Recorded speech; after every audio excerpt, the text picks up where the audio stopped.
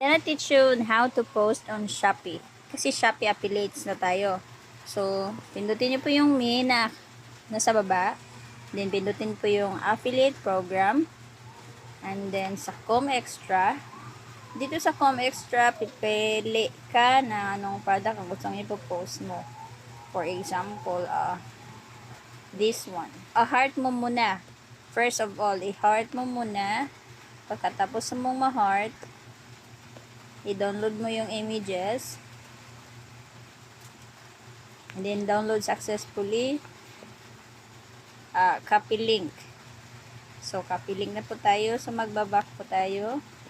So, punta ka dito sa live and video. Pagkatapos, pindutin mo yung plus sign na nasa taas. So, ito yung makikita mo. So, pindutin mo po yung gallery. Tapos, pipiliin mo po yung mga na-download mo na images. Pagkatapos mo napili yung mga na-download mo, download na. So, mag-next ka na. Pagkatapos mo mag-next, so, ito na po yung forma niya. So, may tap to add. So, pag pinindot mo yun, ito yung makikita mo. So, yung na-heart mo, ito po yung pindutin mo. So, i-add mo yung na-heart mo. Tapos, mag-next ka lang. Hindi na yan, ha. So, lagyan mo ng title. So, yung title ko, sinunod ko lang po yung title niya. So, Coursera High Waist.